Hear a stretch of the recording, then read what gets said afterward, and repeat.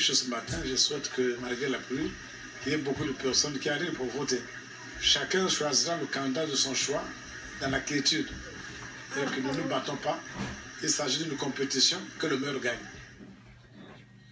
Eh bien, vous venez là de suivre le déroulement du vote dans le département de la Likola. C'était avec notre collègue Florent Angolé. D'un département à un autre, la sérénité, la paix et la quiétude, c'est dans ce climat que les 22 000 électeurs de Ouando se sont déplacés en masse pour élire le président de la nouvelle République, Lambert Fabrice Okoko. À Ouando, dans le département de la Cuvette, situé dans le septentrion du Congo, le scrutin présidentiel de ce 20 mars 2016 s'est déroulé dans la paix, la quiétude et la sérénité. Les bureaux de vote ont ouvert à 7 heures et ce, sous une pluie battante.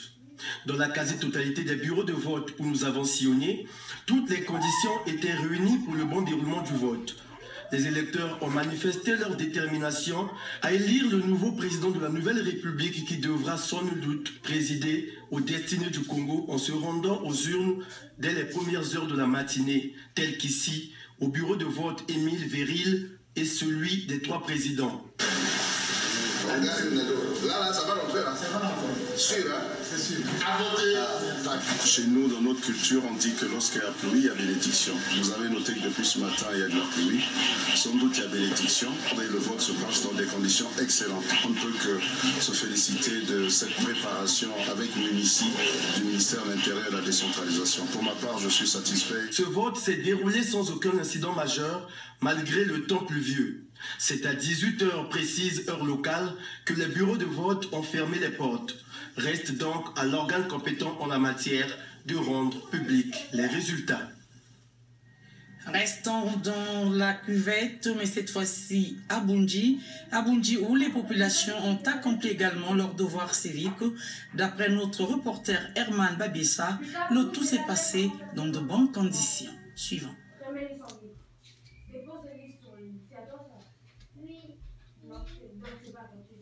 Le 20 mars 2016, un jour historique, celui de l'élection présidentielle. Ici, à Saint-Benoît-Bundji, la tradition a été respectée.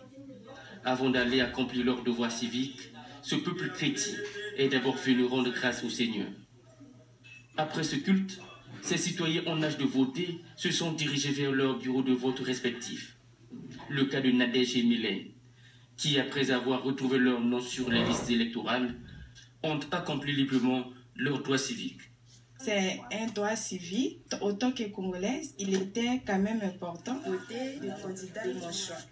Sillonnant l'ensemble des bureaux de vote de la localité, par petits groupes, les uns après les autres, ces électeurs ont fait librement leur choix. Adolphe Ebata, membre de la CENI locale de Bundji, passe d'un bureau à un autre pour se rassurer du bon fonctionnement de ce vote. Depuis 6 heures, on est au niveau du centre ici et reparti pour certains dans les villages de la commission pour aller regarder le déroulement effectif du scrutin. C'est pourquoi nous passons de bureau en bureau pour regarder ceux des électeurs qui se trouveraient en difficulté pour retrouver leur bureau de vote. On les oriente, soit le centre de vote qui ne le connaissent pas, on les oriente vers le centre de vote, le bureau de vote. Tout se passe bien. Vous voyez comment les gens se déplacent sur le terrain pour chacun venir accomplir son acte civil. À Bundji, ce vote s'est déroulé dans la sérénité et l'on n'attend plus que la proclamation des résultats. Toujours dans le département de la Cuvette, à Oyo Centre et ses axes, les électeurs étaient au rendez-vous en prenant d'assaut les bureaux de vote. Le point avec JD Akala. Au total, 20 862 électeurs se sont présentés dans 56 bureaux de vote que compte Oyo Centre et ses axes.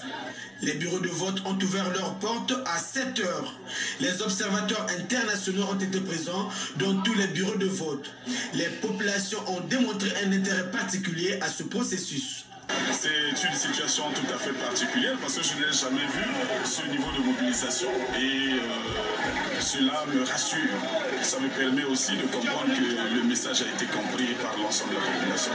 Ce vote coïncide avec la fête des rameaux qui marque l'entrée triomphale de Jésus à Jérusalem. Et pour ce scrutin présidentiel, qui des 9 candidats fera son entrée triomphale dans cette nouvelle république comme premier président?